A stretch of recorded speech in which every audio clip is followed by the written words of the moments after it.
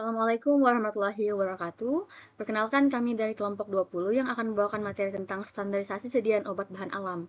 Untuk kelompok kami yang terdiri dari 2 orang, saya atas nama Sasranidia Arin Hodania dengan NIM O1A1221164 dan teman saya atas nama Titik Septia Ayu Sumani dengan NIM O1A1222267. Baik, langsung saja saya masuk ke definisi tentang standarisasi obat bahan alam.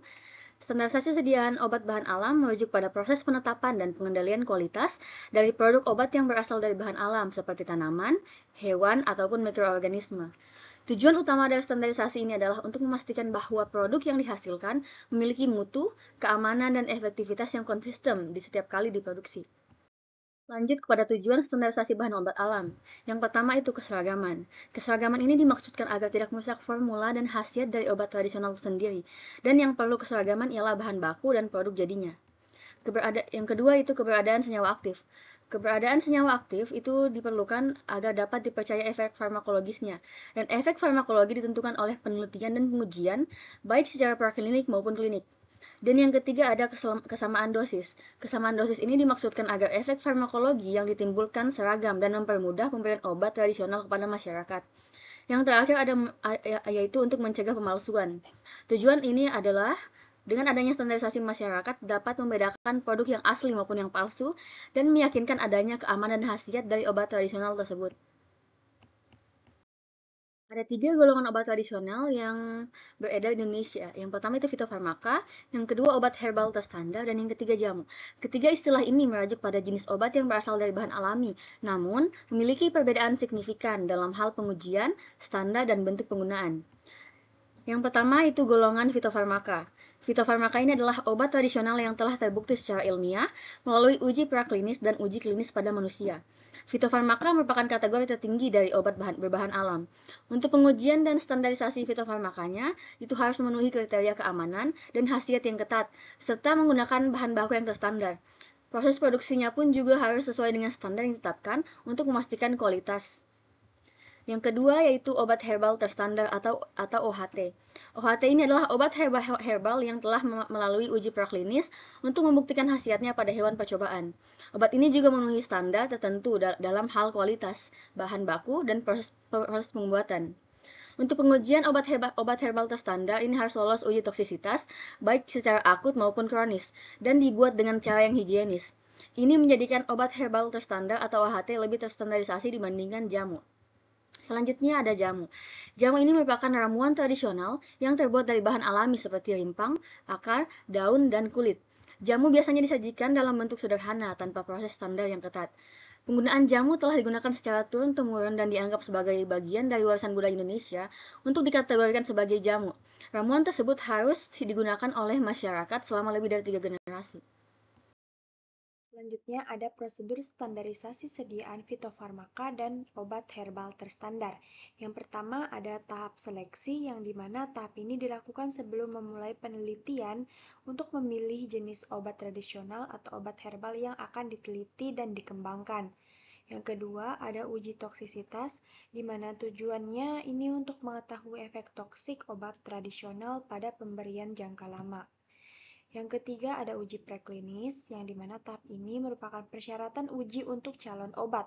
Hasil dari uji ini diperoleh informasi tentang efek farmakologi, farmakokinetik, farmakodinamik, dan memprediksi efek samping pada manusia, toksisitas untuk melihat keamanan suatu produk. Dan yang keempat, ada tahap uji klinis, di mana tahap ini dilakukan pada manusia yang dapat menjadi fitofarmaka dengan dibuktikan khasiat dan keamanannya. Pada tahap uji klinis, terdapat 4 fase, yaitu fase 1, obat tradisional diujikan pada sukarelawan sehat. Pada fase ini ditentukan keamanan suatu obat dan tolerabilitas obat tradisional. Pada fase awal, 2 awal dilakukan pada pasien dalam jumlah terbatas, tanpa pembanding. Fase 2 akhir dilakukan pada pasien jumlah terbatas dengan pembanding. Pada fase 2 diamati efikasi pada penyakit yang diobati dan diharapkan dari obat mempunyai efek potensial dengan efek samping rendah atau tidak toksik. Pada fase ini mulai dilakukan pengembangan dan uji stabilitas bentuk persediaan obat. Pada fase ketiga, uji klinis definitif yang melibatkan kelompok besar pasien. Di sini obat baru dibandingkan efek dan keamanannya terhadap obat pembanding yang sudah diketahui. Dan pada fase terakhir yaitu pada fase 4, pasca pemasaran untuk mengamati efek samping yang jarang atau lambat timbulnya. Obat tradisional yang sudah lama beredar luas di masyarakat dan tidak menunjukkan efek samping yang merugikan. Setelah mengalami uji preklinis, dapat langsung dilakukan uji klinis dengan pembanding. Selanjutnya merupakan prosedur standarisasi sediaan jamu, yang dimana ada 4 standarisasi yang perlu dilakukan. Keseragaman bobot dilakukan untuk melihat keseragaman dosis obat yang masuk dalam tubuh, sehingga dosis setiap tablet diharapkan sama dan sesuai dengan keamanan terapi dari sediaan tersebut.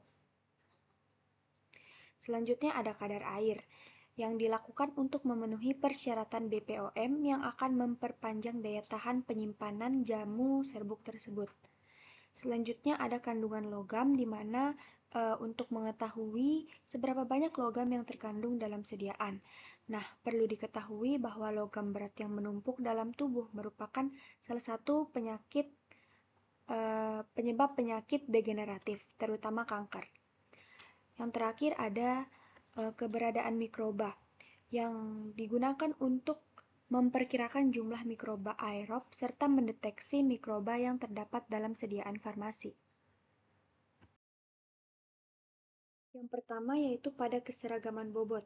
Di sini pada sediaan serbuk Simplicia dari 10 kemasan primer tidak lebih dari 2 kemasan yang memiliki bobot isinya menyimpang lebih dari 10% dari bobot isi rata-rata dan tidak ada kemasan yang menyimpang lebih dari 25%. Sementara kapsul, untuk sediaan kapsul yang berisi obat tradisional kering, dari 20 kapsul yang diuji, tidak lebih dari 2 kapsul yang boleh memiliki bobot isi menyimpang lebih dari 10% dari bobot isi rata-rata. Selain itu, tidak ada satupun kapsul yang bobot isinya menyimpang lebih dari 25%. Pada uji kadar air, yaitu syaratnya kadar air untuk sediaan jamu harus di bawah 10%. Ini sesuai dengan peraturan Badan Pengawas Obat dan Makanan (BPOM) nomor 32 tahun 2019. Nah, untuk pengujian kadar air biasanya dilakukan dengan metode gravimetri, di mana sampel diuji untuk menentukan persentase kandungan airnya. Next, yang ketiga ada kandungan logam.